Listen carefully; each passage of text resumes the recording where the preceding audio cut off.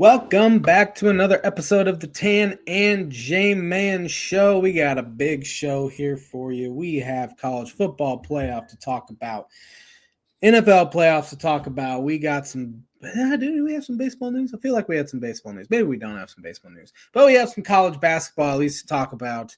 And then we'll get into our bold predictions, which is always a fun thing to see what us two galaxy-brained humans came up with for our bold predictions. But how you doing? Be honest, never been called a galaxy-brained person before, but I'll take it. I've been called a lot worse. But doing good as I can be after my Broncos got eliminated yesterday, and a game that wasn't. Was close for about 2.5 quarters and then got away from them. But overall, happy with their season. I think it's a step in the right direction for the team and the organization as a whole. And excited about next year. Hopefully they can get Bo Nix some help in the offseason. But overall, good season. Just it's always a bummer when your team's season comes to an end, whether it's in the playoffs or if you have a good season, just miss out on the playoffs. So yeah. Yeah, yesterday's game looked like every Dolphins-Bills game since like 2018, so it looked very familiar. They're not fun to play against. That's for sure. Especially in Buffalo. Yep. I did not know, Will Lutz missed the 50-yard field goal right before going into halftime. Did you know nobody's ever made a 50-yard field goal or more in the playoffs at Buffalo? Jeez, that's crazy. Yeah, not even a Buffalo Bill kicker? I'm not sure about Bill, but opposition at least. So, yeah. No, that's interesting. I mean, January in Buffalo can't be the easiest spot to kick in. No, I mean, it was 32 there yesterday. Could have been a lot worse, I guess, but still you got wind and everything. So, yeah, the new stadium they're building will be interesting to see what kind of home field advantage they have because it looks massive compared to this one. And who knows if it'll block the wind a little more. And it looks like it's pretty much right next door to their current stadium. Yeah. So they've had pretty good home field advantage here the past 5 or 6 years. So looking forward to the Dolphins playing somewhere else there. I'm sure you are. It's like me and the Chiefs. Yeah. So, yep. But I brought some birdie or bogey with me today. Let's see if you can get on the board with your first birdie or maybe your first bogey of the year, because this is just a birdie or bogey type question. There's no pars in this one. But there's 2 quarterbacks that are tied for the most career playoff losses. Name those 2 quarterbacks. Most career playoff losses. Obviously, quarterbacks that have been in there a ton and haven't won a whole lot. I have no clue. No clue. Don't even have a guess for you. Anyway, Birdie Bogey is brought to you by Arlington Public House for food, cocktails, drinks, any sort of thing you can get.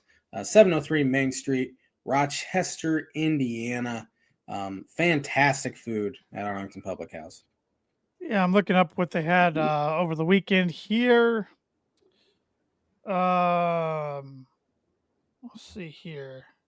They had a Dijon salmon over the weekend. Perfectly cooked 8-ounce salmon fillet on a bed of buttery noodles, paired with tender asparagus and drizzled with a rich Dijon cream sauce. There you go. That was just at. Never mind. I thought they had the price on there. Never mind. They don't. So. Yep, but good stuff. You can never go wrong. I mean, if you want seafood, if you want chicken, if you want pork, beef, steak, whatever, they got you covered. Tacos. Go check them out. Tacos. Go check them out if you're in Rochester, Indiana, or if you live around the surrounding area around Rochester. You've never been. You're missing out. So go check them out. The Rochester suburbs, as we call it. You might call it that, but. What do you want to start off with, J-Man? Like you said at the top, we have a lot to discuss tonight. So I'm good with anything. Ball's in your court.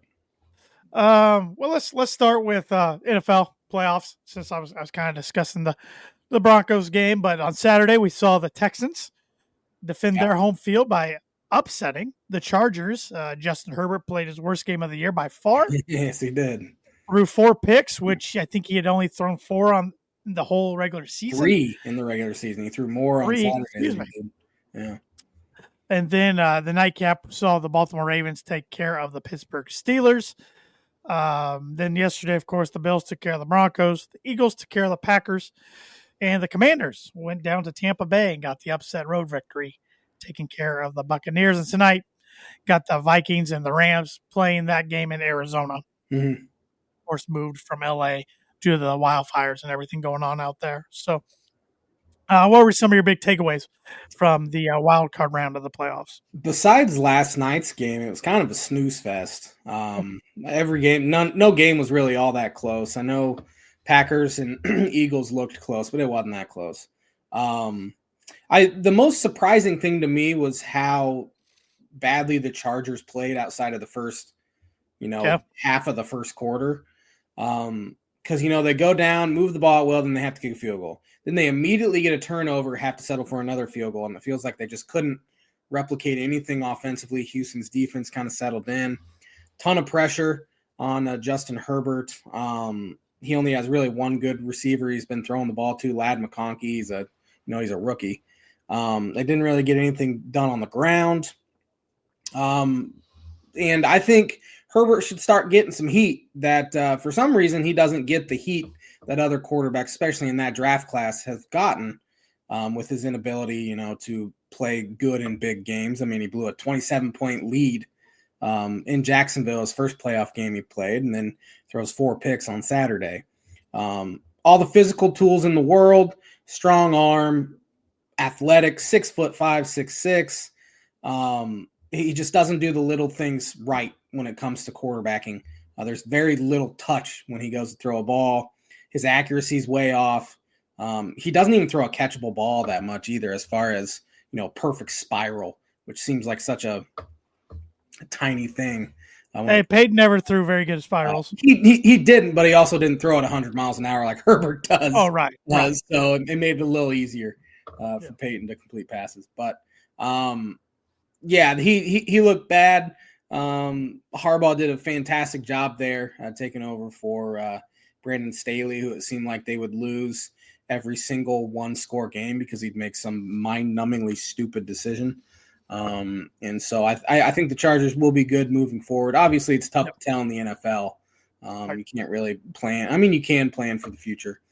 But Houston, they look pretty solid as winning that game. CJ Stroud looked terrible early, and then he really turned it on.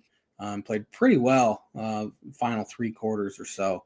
And then I don't think I watched a single second of the final or the late game on Saturday. Derrick Henry ran all over him. Lamar was awesome. So. Ravens got a big. Russell threw a few moon balls that connected, got him kind of back in it. Yeah. But in the end, it didn't matter. It wasn't going to matter. The Steelers really took a nosedive second half of the season. And, man, I know Tomlin gets them to the playoffs, but they have not done anything to postseasons for a long, long time now. Yeah, I was just thinking about that today. Like, it might be time for like a separation of sorts. Yeah. A parting of ways. So I think Tomlin's a really good football coach, but sure, we've seen them nosedive. They get, he always has the above 500 record, which is great. I think he's a really good football coach, but now they've lost 6 straight playoff games. Yep. It just doesn't seem like it's going to be getting any better. He is who he is at this point. It maybe the Dallas Cowboys kind of make a trade for him now that Mike McCarthy is gone. He seems like he'd be a fit out there in Dallas. I'd take him in Miami in a heartbeat. I mean, he's a hard-nosed, tough as nails, leader of men sort of coach that a lot of teams don't have. But, he's been in Pittsburgh how long now? 18 years, something like that. I believe so, yeah. He's been to 2 Super Bowls, I guess. He won 1, but that was a long time ago now. That was 16 years ago that he won that Super Bowl. So it might be time for a changing of the guard there. I know Pittsburgh doesn't change football coaches really ever. I mean, they've had 3 in their history, 4 in their history. So it might be time, and I think the talks will get louder throughout the offseason. Well, it's going to be interesting what happens with their quarterback scenario too. I think that's the only team that Russell Wilson can probably start for right now. Yeah. And they're kind of in the bind. I don't think there's going to be a lot of good free agents available. They don't have great spot in the draft to take one. especially since there's only 2 first-round graded quarterbacks as of right now, Shadir Sanders and Cam Ward. They'll be long gone off the board by the time Pittsburgh's up. So I don't know. And, I was thinking about this today because, I was thinking, Broncos should be favorites to make the playoffs, I would think, again next year. But then you got to get thinking, like, man, the AFC is a lot more difficult than the NFC. Because not only do you have, Chiefs aren't going anywhere, Bills aren't going anywhere, Ravens aren't going anywhere, but then you throw in a team like Pittsburgh, who knows next year. Cincinnati was close this year. They need to stop digging themselves in the holes. Miami's got the talent to do so as long as Tua can stay healthy. The AFC South, who knows? I think the Texans are still the team there, but one of those other 3 might step up. Then the AFC West, you got the Chiefs. Of course, one division. The Chargers also made the playoffs. The Broncos also made the playoffs. It's pretty crazy compared to the NFC. So you just never know. Yeah, you would think if the Indianapolis Colts get a competent quarterback play that they'd be right there as well. The AFC is significantly tough. There's better quarterbacks in the AFC than the NFC. It's kind of been a changing of the guard because it was the NFC had been so good recently anyway. Outside of the Chiefs and the AFC, but I was just thinking, like you were talking about Pittsburgh, and they're not in a great spot to take a quarterback. They're about at the same spot where they took Kenny Pickett, which was a disaster for the most part. But like, when's the last second or third round pick quarterback been good? Jalen Hurts has been good, but I don't know if he's good because he's in Philly or if he's actually good. Some people make the case for Dak Prescott. Maybe, yeah, he was a third-round pick, but still, I don't really see it with him. Those are the guys that have gotten second contracts, but other than that, we've seen a whole bunch of nothing. Will Levis, Drew Lock, those are 2 guys that pop off immediately. But yeah, it's almost like you got to be picking in the top 15 to get a solid quarterback, and then or just get lucky like San Francisco did, right, with Brock Purdy. So right. Yeah, very, very true. Very true. So, and then one more thing I want to say about the Broncos. It's interesting because I don't think they're in the position they are right now as far as making the playoffs and winning 10 games without Sean Payton. But at the same time, I thought Sean coached pretty poorly down the stretch in December and yesterday. I think he needs to look himself in the mirror a little bit. Will he? Probably not because he's pretty arrogant. Just some of his game plans and his stubbornness to adjust sometimes, I thought really hurt the Broncos down the stretch here at the end of the season. I mean, being aggressive out of the gate yesterday, then getting very conservative, getting into a lot of run, pass sequences, which they couldn't run the ball anyways. And he didn't want to try to run the ball all year. Then yesterday he makes a running back adjustment, takes Audric Estime out off the active roster, puts Tyler Bidet active, who was active for the first time since week 4. And you make him active in the playoffs, which he was hurt. He got hurt against the Jets, had to be taken off a stretcher. But it's just odd things like that. And like I said, it's at the top of the pod. They really got to go get some more weapons for Bo Nix. I mean, the salary cap won't be great next year, but it'll be a lot better than it was this year. I think they'll still have $30 million on the books for Russell Wilson next year. But then the following year, they're off the hook completely. So got to think it'll be more of an attractive destination for free agents this upcoming offseason than it was this past one. So. Yeah, with him going conservative, especially, it makes no sense considering they, did a fake punt. And then they had to end up punting anyway. But still, you throw all these chips in the basket, and then you go run, pass, and you find yourself 3rd and 7 every single time. 3rd and 7, 3rd and 8 it seemed like every drive, and then it didn't help Bo and. He had at least 4 drops from his wide receivers yesterday, and 2 of them would have been first downs at least. So just little mistakes you can't have when you're already an underdog playing against one of the elite teams. Right. But it proved to me while Denver could be a playoff team, they still got a ways to go to be a championship contender. Oh, for sure. For sure. Yeah. I mean, they could be fishing for a new defensive coordinator. Vance Joseph has 3 different head coaching interviews. Don't know if he'll get the job, but they got to be prepared for that just in case. It'd be interesting if he gets a job. Who would have thought after giving up 70 points just, how many games ago was that? 30-some games ago that he would be in line for a head coaching job. But, yeah. We'll see what happens. And speaking of coaching, like you mentioned earlier, Mike McCarthy out in Dallas. I thought he got a raw deal. from the Cowboys. Jerry Jones waiting to do it this week. He could have probably interviewed at a few places last week. Yeah. And if they agreed to not agree, I guess, on a new contract. But Jerry also kind of hurt the Cowboys because the Cowboys now cannot interview anybody from the Lions staff until Lions season's over. So, the only thing that McCarthy has going for him is only one job's been filled so far, and it was the most predictable one, and that was Vrabel to the one that should have been filled last year with the guy who got it. Yeah. I was reading Gerard Mayo had something in his defensive coordinator contract or whatever he was last year with New England that had him as the coach in waiting, which is why they promoted him anyway. Because interesting. It was something in his contract where the Patriots would have been penalized or something like that. I didn't read the whole interesting thing. But McCarthy's been mentioned as where Bears and Saints as a potential. He'd be the boringest hire of the offseason. Whoever hires him, which he seems like a Chicago Bear type of hire.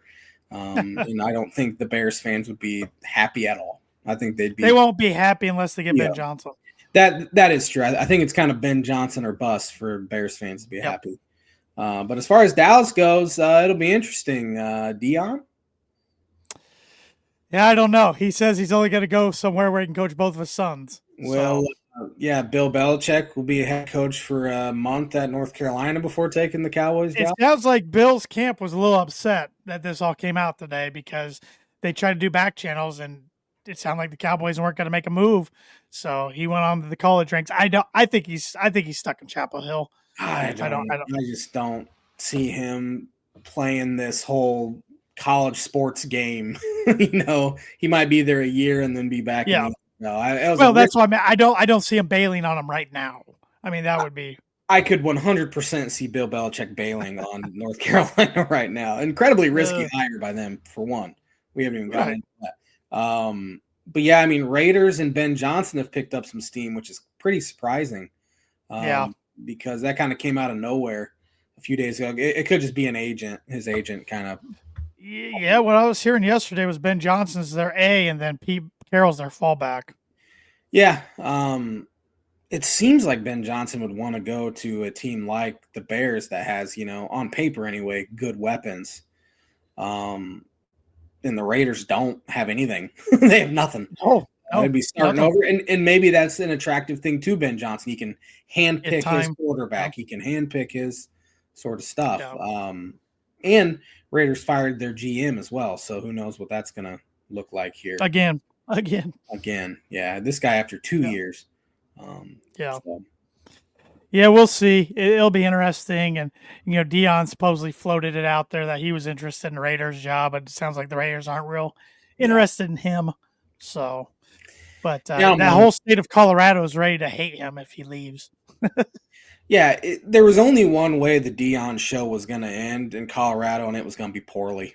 So we'll see how that all shakes out eventually. It might not be this year, but it's gonna happen eventually. What do you think about the rumors? I don't see him leaving, but what do you think about the rumors that the Bears want to interview Marcus Freeman? I don't see him leaving either. And it's smart for him to go and interview. I mean, it gets him interview practice if he wants to be an NFL head coach. Especially if he does win national title. What else you got to do there? Especially that. Yeah, like what else do you want from me here, Notre Dame? It seems like you can become a legend in college athletics, especially as a head coach. You're with the Bears 3 years, you don't make the playoffs, you're gone, and then you're having to go back. So I think the Notre Dame football is a better job than the Chicago Bears. It's a better job than the majority of NFL teams, I would say. But if he wants to coach in the NFL, it's probably significantly easier not having to deal with all the, crap in the NCAA now. And we've seen free agency in the NFL is easier than the free agency in college football. Significantly, because once you sign a guy to a contract, he's there. He's there. You don't have to worry about re-recruiting him every single year. To get him back. I mean, they could sit out, I guess, but then they get penalized. So so it's significantly easier being a head coach in the NFL, I would say. I don't see it happening. The Bears have requested interviews with about 70 people. I'm surprised I haven't gotten a request Too yet. many. Too many. Yeah, well, you ripped Kevin Warren too much over the years to get an interview. So Kevin Warren's the one running this show too. I know. Pathetic thing. Isn't that scary? It's scary. Yeah, he has no clue what he's doing. No clue. Bears fans were pumped when they hired him, and I'm thinking, like, why? Why? He was one of the worst commissioners in college sports. Yeah. And he's bungling the whole, stadium thing in Chicago. Bears fans can't stand him, and now there were reports that Warren couldn't stand Jim Harbaugh when Harbaugh was at Michigan, and that's a big reason why they didn't hire him last offseason. So it's just that organization, for one, they need to sell. The McCaskies need to sell. And I don't think they'll get any better until they do sell the McCaskies. So they've, again, a ton of talent on offense on paper. But you have a bunch of buffoons running the show, including Ryan Poles. Ryan Poles is a buffoon. For one, I was reading the other day how he hired Matt Eberflus when the Colts were likely going to fire Matt. And he wasn't a head coaching candidate anywhere else. Yet, for some reason, Poles hired him like the second day he was on the job or something like that. They need to clean house, but they won't. Again, they're saddling a head coach with a GM once again. And next time when they fire Poles next offseason, they'll be saddling a GM with a head coach. Yep. You got it. Never-ending cycle. You got it. So, looking ahead to the divisional games, Texans at Chiefs. Who do you like? Chiefs large. Yeah. It was close on Christmas Day, but I don't think it's going to be close. No. This time around. Not in the playoffs. I think it'll be rough. It'll be tough. Was that Christmas Day they played? I think it was. We had Steelers and Chiefs on Christmas Day. Yep, it was the Saturday before. Yeah. It was around the holidays, I remember. Because, Tank Dell got crushed. Yeah, so I think the Chiefs win as well. And then they'll be waiting the winner of the Ravens-Bills. What's the Saturday night game? What is the Saturday night game? Oh, the Saturday night game is the Commanders and Eagles. Commanders at Eagles. So you liking that one? Commanders play the Lions, don't they? Nope. Yep, you're right. So it's the winner of tonight's game at the Eagles. And that's Sunday. I imagine it's Sunday since they're playing on a Monday night. I'm bringing up the schedule. I'm trying to do off the top of my head. It's got to be Sunday if they're playing tonight. Let's see here. I'm probably going to... Yeah, you're right. It's Commanders at Lions Saturday night. Give me the Lions, but I think it's closer than people will think. Yeah, I agree with you there. I think because the Lions are the 1 seed, they come out tight. Which is, it'd be normal to do that. You have a week off. First, time they've been a 1 seed in ever. And Dan Campbell's teams don't play tight, though. So maybe he'll break through that. But I could see them starting off a little sluggish and it'd be close. And then they kind of take control late. But, you don't want to be in a tight game late with Washington. It's probably not going to end well for you. Yeah, they've Dan Quinn's done a great job there. Yeah, he has. I like the Lions as well. I agree with mostly everything you said. Lions in a close one. Okay, and then Saturday would be the winner of tonight's game, the Vikings and the Rams. Are you still sticking with the you picked the Vikings, I think, last week. I picked the Rams. Did I? Anyway, this will be the J-Man's Book of Prediction of the Week. I'm going to choose this game that is tonight. I think the Rams will win tonight. I think this whole, wildfire thing will bring the team together. They'll come out and play hot in a different stadium. We've seen things like this happen where it brings a team together and they just come out balls to the wall. And I think the Rams win tonight in a close one. The Rams are more familiar with this stadium. They play there every year because it's an interdivision rival. That's why they requested to be in the away team's locker room. Interesting. Said they're used to it. So, nice. yeah. J-Man's Book It Producer of the Week brought to you by Travis Watchering, Insurance Agency for Life, Home, Auto, Business, Renters, Workers' Comp, and Farm Insurance. Contact Travis at 219-869-4561. Book it! So, we're both going with the Rams, so it'd be Rams at Eagles then on Sunday. Give me the Eagles. I'll be rooting for the Rams, though, pretty hard because I cannot stand the Philadelphia Eagles. I think they're boring, but they win. So, give me the Rams. Or give me the Eagles, sorry. I'll take the Rams. I'll be different. I'll take the Rams, and they get hot. And then you got the man that'd make for great TV, Stafford, going back to Ford Field in the biggest game in Lions history. Yeah, that'd be fascinating. That'd be something. And then Ravens at Bills. The losing quarterback is going to get a lot of heat from the media about not being able to get over the hump. Man, this is the toughest game to pick because I think it's a coin flip. Regardless of where it's played, I think it's a coin flip. Both quarterbacks are due. Lamar is especially due to get to an AFC title game. I don't think Josh Allen's been to an AFC title either because that really good game they played was a divisional round. Where last year's was overtime. Yeah. With that being said, I like Baltimore. I think Lamar and Baltimore gets it done. I think their ability to run the ball, ball control. So I'm taking Baltimore by 3. I think it'll come down to a Justin Tucker kick, and hopefully he's better on Sunday than he's been in the regular season. Yeah, he's been disappointment for sure. I'm taking the Bills. Just to differ from you, but I agree. I think it's the best matchup on paper by far. It should be an exciting one. It's the last game of the weekend. It's the Sunday night game at 6:00. So, and we all get to hear Tony Romo drool when he talks about Josh Allen some more. He's so bad. The 2 highest paid color guys in football are the bottom 2 or 3. Tom Brady's terrible. Tony Romo is real bad. Greg Olsen should have never lost his job in favor of Tom Brady for one, because Olsen's fantastic. I think Trent Green's a lot better than Tony Romo. I think Kevin Harlan and Trent Green are the best duo on CBS anyway, even though they're the number 3 team. But anyway. My dad's telling me that Josh Allen went to the AFC Championship the year before. 13 second game. I don't think he's right. I think that was the divisional round. I think because I think they beat the Bengals. Yeah, at home, 17-10. 2 years ago, the Bengals went into Buffalo and beat the Bills. Yeah, in the wild card round. I don't remember which round it was, but yeah, I'm pretty sure the 13-second game was a divisional round game. Yep, I'm pretty sure that was the year the Bengals went into KC, right?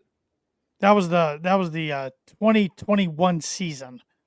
The 22, playoffs were played in 22. Yeah, I'll go look it up. Then the Bengals lost to the Rams, Super Bowl. Yeah. Yeah. Because I remember thinking there's not going to be a better game than that, and we're only in the divisional round. Because last year the Chiefs beat the Ravens in the AFC Championship. Year before, I'm pretty sure Chiefs beat the Bengals. Year before that, the Bengals beat the Chiefs. Yeah, the Bills have not been to a conference championship game since '93 when they ended up losing the Super Bowl. So that was a divisional round. They've lost in the divisional round the past 3 years. Oh, no. They lost in the conference championship game in 2020 to the Chiefs 38-24. It was not the 13-second game, though. So we were a little off. But, they were in front of only 16,000 fans in Arrowhead during the COVID. January 24th, 2021. So they have been to a conference championship game since then. Man, that would have been good. I couldn't even tell you who was in the NFC championship that year. The Buccaneers and somebody. It's been a blur. Huh. Yep. So, we'll be back here next Monday to recap it all. So, hopefully remember a little better. Week. It's definitely a Monday tonight. That's for sure. Yeah. That's for sure. Do you want to get educated before we get any further? I really need it. I mean, look at my performance tonight. I need it. The third NBA All-Star game was played in 1953 at Allen County Coliseum in Fort Wayne, Indiana. Who was the MVP of that game? Was it George Mikan? It was George Mikan. You nailed it. You've looked at this already. I'm pretty sure I've read that before somewhere. Yeah. I did not look it up. I think he's the only guy I could name from like the early 50s. Is George Mikan. Were you good at the Mikan drill? I heard of the Mikan drill, but I got cut from the 6th grade team, so I'm going to tell you no. I'm just going to assume I was bad at the Mikan drill, whatever that is. On this day in 1962, Philadelphia center Wilt Chamberlain scored 73 points in the Warriors 115-117 win over the Chicago Packers. Is that a thing? Chicago Packers? At the time, most points scored in an NBA regulation game. Chicago Packers, is that an NBA? And he still has the most points scored in regulation NBA game with 100. The Chicago Packers turned into the Washington Wizards. Couldn't have told you that. Could not have told you that. There's still not a single video shred of evidence that Wilt actually scored 100 either. He's got a piece of paper that says 100. Yeah, that's obviously good enough. On this day in a lot of NBA All-Star games, on this day in 1974 Super Bowl 8, who won? Oh boy, was that the Cowboys over Steelers?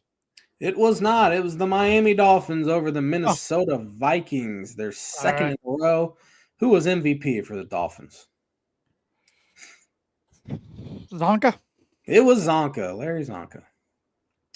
On this day in 1985, 99-year-old Otto Boucher from Switzerland became the oldest man to record a hole-in-one. Wow, good for Otto. Yeah, that's pretty good. He was automatic that day. That was terrible, but also good at the same time. 1985, playing in just his 436th career game, Wayne Gretzky scored his 400th career goal. That's almost a goal a game. That is. I saw not this past weekend, last weekend. I was watching, I think it was ESPN, and they were previewing a hockey game. Ovechkin's only was 24 goals away from passing Gretzky all time. Wow, that's impressive. All time goals. Like Ovechkin looks like he's 50-some with his hair. Yeah, have you seen a picture of that dude lately? Yeah. Oh my gosh, yeah. On this day in '99, basketball superstar Michael Jordan announced his second retirement prior to the start of the lockout-shortened season. Then he'd come back and be GM/player for the Wizards. Owner/player. And let's see if we got one more for you. On this day in 2020, who won the national championship in college football? 2020. So 2019 was LSU. 2020, Alabama. It was LSU, the 2019 season, but it's January, so it's 2020. Okay. Yeah, I know. LSU just whacked Clemson 42-15. Killed them. Yep. Burrow had arguably the best season any quarterbacks had. Yeah. That team was one of the best ones ever. Yeah. That was stupid. 2019 was LSU. No, you're right. No. Ain't it? That's it. That's all I got. All right. That's the On This Day segment, which is brought to you by Like It Will Be every week in 2025. Mooney Woodcrafts. Mooney Woodcrafts is a veteran-owned and operated woodcraft shop based out of Texas with Indiana grassroots. They provide 100% hand-cut custom designs that fit your needs, and their pieces are a great addition to any home, office, or a man cave. You can see some of the recently completed projects by visiting them at Mooney Woodcrafts on Instagram and on Facebook. And if you let them know the Tan and J-Man show sent you, you get 15% off your first sign order. So get those sign orders in. They make the perfect gift for any occasion, birthday, holiday, etc. Let's stick with football. Let's stick with the playoffs. Let's go collegiate. Semifinals are over. We know what the national championship's going to be. Mm-hmm. The Notre Dame Fighting Irish versus the Ohio State Buckeyes. Two of the most popular, two of the most hated, two of the most recognizable college football programs in all the land. Notre Dame beat Penn State in a classic that came down to the end in a field goal. Ohio State beat Texas in a game that was pretty good for a while, but kind of got out of hand towards the end of the fourth quarter. I would say these are two schools that have more fans outside of their alumni base than any other college 100%. Obviously, you don't know too many people that graduate from Notre Dame, so obviously they're going to have a ton of fans. Right. But Ohio State as well. There's a ton of Yep. fans. I mean, Ohio's a big state for one. So we've had to hear from all factions of life, and both of them are insanely obnoxious. Oh yes. Ohio State fans are worse, in my experience, than Notre Dame fans. I think a lot of Notre Dame fans are just happy to be there, honestly, at this point, after almost 40 years of not being there. But they were just there back in 2012. They were, but after they haven't won one, I guess, in the 35. No, they haven't won one since '88. Yeah, 37 years. So yeah, it was a worst case scenario for me. Dislike both very much. Yep. But yeah, the Notre Dame game was fantastic against Penn State. Drew Aller does what he does, and that's throw a terrible pick late. He is not a good quarterback. I've never seen it. It was the announcer jinx, man. I'd be aggressive. He's thrown 50 plus touchdowns his career, only 9 picks. He won't put the ball in a bad placement. And he put the ball in bad placement. Yeah. Notre Dame, Riley Leonard's playing the best football of his career. He's running it very well. They have a really good running back, great defense there with Notre Dame. And then Ohio State, I think I would say Will Howard might be the worst quarterback they've had the past 15 years. Yeah, he's leading them to a national title game. Oh, man, I think you're forgetting about some of those closer to the 15-year mark. Yeah, I would say, well, Terrell Pryor was 2010. That was 15 years ago. So Pryor, and then it went to Braxton Miller, and then J.T. Barrett. Cardale Jones had a 4-game flashing run. Dwayne Haskins threw 50 touchdowns that one season. Justin Fields, C.J. Stroud. Yeah. He might be. I mean, Kyle McCord. Okay, he's better than Kyle McCord. Similar Kyle McCord. Yeah, he just has more stuff around him this year, which I don't think that's the case either. Because, I mean, they lost Marvin Harrison Jr. Anyway, the defense is nasty. Jack Sawyer coming up with a huge play. Texas, though, first and goal at the 1. First of all, like the half-yard line, going to tie the game, stuffed, and then they throw a Mike McDaniel pitch to the outside, loose 7. And then, Jack Sawyer comes up with the strip. And that was one of the more impressive plays, not to only sack him and strip it, but to recover it yourself and run all the way. And not just dive on it, just pick it up and run. I mean, you're a big 240-pound linebacker, too, and he didn't get caught. So, it'll be interesting. I mean, last year they played a classic game where Ohio State scored with no time remaining to win. And I think we'll see a very close game. It feels like after the Michigan loss that Ohio State is a team of destiny, but also after the Notre Dame loss to Northern Illinois. Notre Dame hasn't really played, besides the playoff game against Penn State, hasn't really played a close game. So, I think it'll be interesting. The game's next Monday, right? I wish it was Saturday. Yes, next Monday. I'm an old man. It starts like at 7, so it's better than it used to be. I guess. It used to start pretty late. Still. But they don't want to compete with the NFL. I know. I don't blame them either. I think they were already hurt by the NFL with those Saturday games right before Christmas and the playoff at the same time. It's crazy, though, that college football is getting over this late, January 20th. Yeah, I don't hate it. Late. No, it's been good. The 12-team playoff has worked out pretty well considering you have, the 5 and 7 seed in? Is that who it is? 6 and 7 seed? Ohio State was an 8. 8? They were an 8-9 game because the 8 or 9 winner played the 1, so you'd Oregon. And Notre Dame was the 7 because IU 7 because Indy was 10. So it's clearly shown it's working. So the only people whining are SEC fans. That's it. Because they didn't, they lost games. Right. But hypothetically, they've never lost anything and should be in the national title. So. It'll be interesting.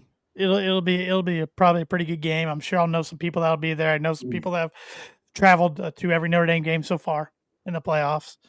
But like you said, it's 2 of my least, probably 5 college football teams. I mean, one of them is my number 2 least favorite, but the other ones, probably the top 5. I would say. Yeah. Top 5 school. Least favorite school. Ohio State's definitely up there. They don't bother me in basketball too much. No, not as bad in basketball, I guess. But not like they used to in the Mata era. My 1 year at Grace College, all those kids were from Ohio. And so they were massive Ohio State fans. So I really grew to have a strong distaste for the Ohio State Buckeyes. Yeah. But now, living in the Chicagoland, there are, I'm sure, Ohio State fans around, but I don't hear them or see them. So. Well, Notre Dame's number 1 all time in draft picks. Ohio State's number 3. And then of active NFL rosters, they're both in the top 10 right now. Yeah. Players produced. So. Yeah, and this gets people off Ryan Day's back for sure. This will either be Notre Dame's 12th national title of all time, first since 1988, or Ohio State's 9th all time, first since 2014. Yeah. So. Yeah, and that was that Cardale Jones. Yep. Didn't play. I didn't come here to play school season. So this will be the fourth time we've seen Ohio State in the national championship in our lifetime. Second time we've seen Notre Dame, I believe. Yeah, obviously Notre Dame got whooped by an insane Alabama team. Yeah. And then Ohio State. They beat they beat Oregon, right? And then I think it was Oregon that they beat that year. Yeah, because it was Marcus Mariota against Cardale. They beat Oregon. They beat Miami back in 2002. Beat Florida. No, they lost to Florida. Lost to Florida 5 times and lost to LSU. I forgot about the Florida one. They got smacked by LSU with Les Miles as the coach. Yeah, Ted Ginn ran a kickback to open the game and he got hurt. And I don't know if they scored against Florida. Against Florida, yeah. That was Tebow's freshman year. Chris Leak was the senior quarterback. That's right. Yeah. So but I forgot about the Florida one. I was thinking LSU. So this will be the 5th time we've seen Ohio State in the championship. Interesting. So, we'll save our predictions for next Monday. So, even I think we'll agree, but you never know. Probably. Yeah, we'll see how the vibes are a week from today. Well, before we talk some college hoops, let's go over 5 more of our 25 bowl predictions for 2025. You want me to start or you want to start? You can start. We will have a repeat World Series winner for the first time since 2000. I think the LA Dodgers win it again, unfortunately. They're likely going to get Roki Sasaki as well. This week, it sounds like he's going to sign somewhere who is an elite Japanese level. He is an elite level Japanese prospect. Throws 102 miles an hour. So Japan is almost just like a feeder team for feeder country for the LA Dodgers. Oh, the Cubs have 2 Japanese players. But I think too talented not to at least be there again. I went with all NFL tonight. All right. My first one for tonight, Aaron Rodgers has taken his last snap as he will retire this offseason. He should. I think that's bold, though, because I think he wants to come back, but I don't know if any team will want him.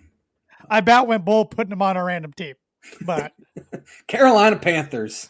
Well, really, the team that I had in mind was Indianapolis Colts. So yeah, they like the old ones, don't they? They like the old guys. yes, they do. Shohei Ohtani will not win the MVP this year. Don't ask me who's going to, because I don't know. But Shohei will not, even though he is. That's very bold because he'll be back pitching this year too. So he'll hit 60 homers and have an ERA under 2, and then he'll win it again. But will not. And you can add a lot more insight to my next bowl prediction. But I put Tyreek Hill would be traded before the start of the season. I would say that is fitty. So semi bold. It seems like his time in Miami is done. Doesn't seem like a great locker room guy. You go out, you pay for a diva wide receiver, you're going to get a diva wide receiver, and that's what they've gotten. And I would be very okay with him off the roster because, for one, he didn't have a great year this year anyway. His speed seems down, doesn't have great hands to begin with, and he's small. So I don't think he'll age very well. So if the Dolphins are smart, I think they'll try to trade him this offseason. The New York Mets, after signing Juan Soto to a $765 million contract, will not make the playoffs this year. Where do I sign? That's funny. This one's not maybe too bold because I also think it's kind of 50-50 here. The Tennessee Titans will select quarterback Cam Ward with the number 1 overall pick. Sounds like they like him. Yep. It's so early though. There will be some name. Yeah, some name that no one's even talking about right now pop up and it'll be a top 10 pick. It happens every year, it seems like. Yeah. But yeah, I think that's a smart prediction right now. This is probably not very bold either, but Illinois point guard Kaspara Yakachaunis is Illinois' highest drafted player since D-Whale. Haven't had too many guys drafted since D-Whale. But Myers Leonard went 11th and D-Whale went 3rd. And I think KJ will be somewhere in between there. He is a consensus lottery pick right now, but I've seen a lot of guys have him in the top 5 here recently. I think he'll definitely be in the top 10. Travis Kelce will retire after the 2025 season. Could definitely see that. Yeah, that's a good bold prediction though, because he seemed to step slow. I mean, he's 35 now, so it's gonna happen. Yeah. My last one here: 10 Big Ten teams will make the NCAA tournament. Half the league. I'm gonna go Illinois, Michigan State, Michigan, Purdue, Oregon, Wisconsin. Indiana, I got to throw in there, unfortunately. And then I also have Nebraska in there because I think they're pretty good. They had a rough week, but I think they're pretty good. Who am I missing? UCLA. I think UCLA is going to bounce back. That's my hope, anyway, that they can get in the NCAA tournament. And my last one here, I think Maryland is good enough. No Iowa. No, I don't think Iowa's that great. They had a good week, and maybe their big comeback win against Nebraska will propel them up. I want it to be said, though, that these teams are not part of my bold prediction. No, just 10. Just 10. Yeah. I gotcha. Yeah. So could be Iowa. I think Penn State's solid, too, even though they also had a rough week like Nebraska did. And they had a really weak non-conference, so they got to start getting hot and big. Yeah. 10, half the league. Yep. My last one for this week, and maybe this is more just me being a fanboy and really hoping, but the Denver Broncos will win the AFC West. That's bold. Somebody's going to knock these dummies from Kansas City off, whether it's the Chargers or the Broncos. They won 9 straight. Yeah, watch somebody's got to. Raiders hire Ben Johnson. They win 15 games next year. You're probably right. That'd be the worst. That would not be fun. Yeah. So pretty easy, I thought, this week to come up with 5, but we'll see. Yeah, we'll see next week. I did my list. It's funny. I did my list during the Iowa-Nebraska game when Nebraska was up 15, and that's what sparked my 10 teams in the NCAA tournament. I put Nebraska in there. Then, of course, they blow that lead and lose in overtime and then get murdered yesterday at Mackey Arena, which happens a lot. But. Yeah. Well, Purdue couldn't play much better than they did yesterday. Yeah, they shot the lights out. 19 threes helps. CJ Cox having a career scoring performance of 23 points. So I only watched the first half. So they're starting to get some other guys outside the top 3. It seemed like something clicked second half at Minnesota. It was that was the first game that Matt went with his new lineup of CJ Cox and Caleb First in the lineup and Camden Heide and Miles Colvin out. Yeah. And it seems like the teams responded well, especially defensively. They've played really solid defense the last 4 Big Ten games. Yeah. Rutgers, man, 2 top 5 picks, and they are just bad. They don't have team chemistry. Yeah, 0. And I think it's getting late there for Peichel. I mean, this is now his 10th season here, and he's only been to the tourney twice. They are currently playing right now, and they're losing to UCLA 31-28 right near halftime. But it seemed like they would be a much bigger threat. I'm sure they're probably still a scary team to play just because you have those 2 insane prospects that can go off. But they have nothing around. I mean, they had the leading scorer in college basketball last year, played at Eastern Michigan. He transferred in. He's averaging 4 points a game this year. So, this might be the season that gets Peichel fired. I think he's a good basketball coach. But I do too. But Your Illinois Fighting Illini are an interesting team. I think they have the best Big Ten winning at Oregon. Yeah. But they arguably have the worst Big Ten loss, losing at home to USC. Yeah. Did you know since December 1st, USC is a top 20 team in the country on KenPom? They got smacked by IU. They did get smacked. Well, they got smacked in the second half by IU. Illinois is without their best player. I do know that. Yeah.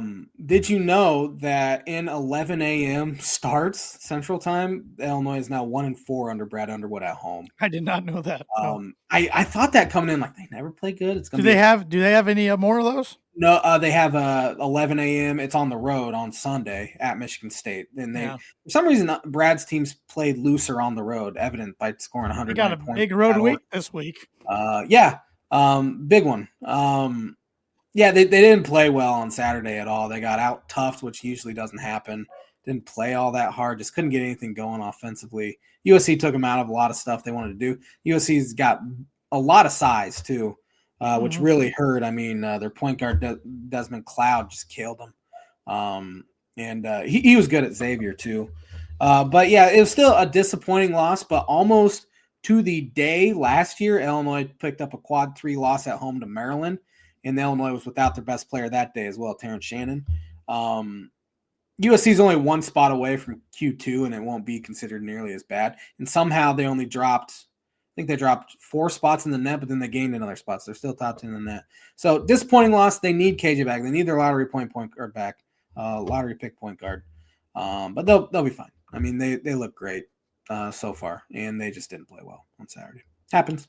And again, I think I said last week I'm still expecting growing pains too because they're so young and they haven't played together much. And here Saturday it happens. So after beating Penn State by 39 points on Wednesday, I think they came in with a heightened sense of worth, and maybe it'll be a wake up call. Probably not the worst thing in the world. It's what it is. Got to at least split this week on the road though, right? Mm-hmm. Can't afford a 0-2 week. Yeah. I know if they want to stay, and I know they could theoretically lose both this week, still win the Big Ten. But theoretically, if you want to, I think it's a 4-team race. I'm not throwing Oregon in there. I think it's Purdue, Illinois, Michigan State are the 4 horses. I think that is Tier A, Tier 1 in the Big Ten this year, and then there's a couple teams in Tier 2 like Wisconsin and Oregon, in that tier. But yeah, I agree. They have to make up for the loss at home to USC. So that would be, winning both this week. Yep. Which I wouldn't even put it past them doing, because that's kind of what Underwood's team. I wouldn't want to be Indiana on Tuesday, and this could age very poorly. Both teams are coming off a loss, but Underwood's teams haven't lost 2 in a row very often, outside the Matt Meyer years or the first 2 rebuild years. But I'm sure this week the past 2 days has not been very fun for the Illinois basketball players. They asked him today if KJ will play tomorrow, and he said, I don't know. So we'll see. A lot of people thought he'd play against USC because he was playing 5-on-5 in practice, but I guess he's having a lot of numbness in his hand, in his left hand. So they need him, obviously. And I think they win. They're favored by 3.5 in Indiana. And I think that's just assuming he plays. So I think that line flips if he doesn't. And if he does play, I think they win. And if he doesn't, I think they lose. So that's my prediction for that one. Yeah, I have no idea if Malik Renew is going to play for Indiana. Indiana needs this game. Their rest of their January is pretty much a gauntlet. And I think students are back starting today, I believe, down there. So that place will probably be rocking tomorrow night. Yeah, and that's another factor of the USC thing. No students. Sure.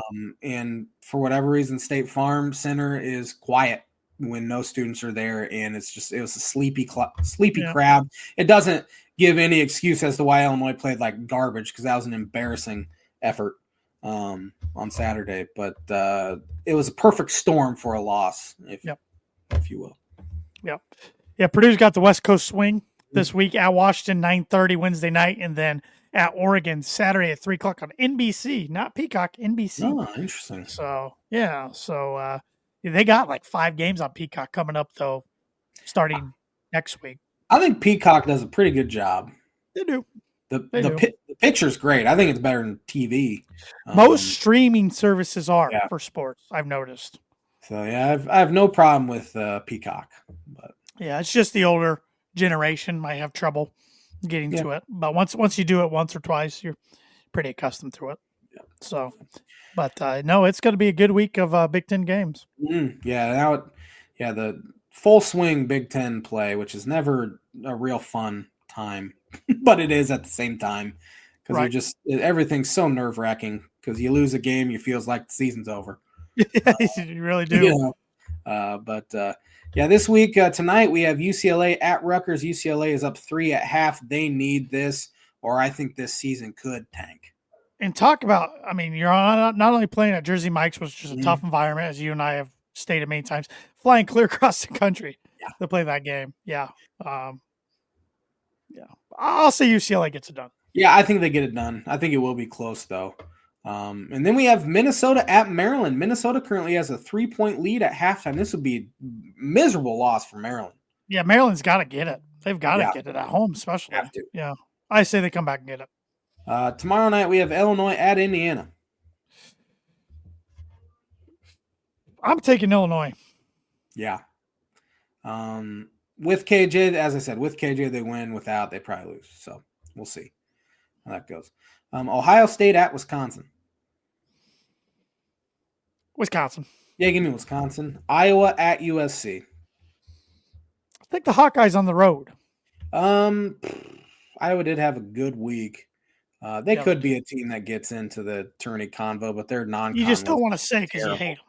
Yeah, so I'm taking USC, especially because Illinois just lost to USC. I want to make USC look better than they probably are. Penn State at Michigan State. Spartans, they're playing good basketball right now. Yeah, Michigan State looks like right now probably the top team, and they look like an old Izzo type team. It stinks. Purdue at Washington. I think Purdue gets it done, but I think it's a close one. I think it's a little scary one for them. Yeah, Washington's not very good. Give me Purdue. Thursday night, Michigan at Minnesota. Give me Michigan. Give me Michigan as well. Maryland at Northwestern. Give me with Northwestern. Give me Northwestern. Maryland needs to win against Minnesota at home for sure. Rutgers at Nebraska. I guess Nebraska because they're at home. Give me Nebraska at home. Indiana at Ohio State. Tough week for Indiana too. Yeah, give me Ohio State. I'm sorry. I just have no faith in Mike Woodson. Give me Indiana on the road. I don't think Ohio State's all that. You think they have a really good week if KJ doesn't play? Who, Indiana? Yeah. Yeah. Iowa at UCLA.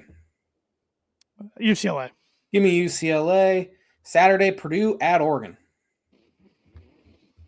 I'm very scared for this game. I'm taking Purdue. I'm liking what I'm seeing right now.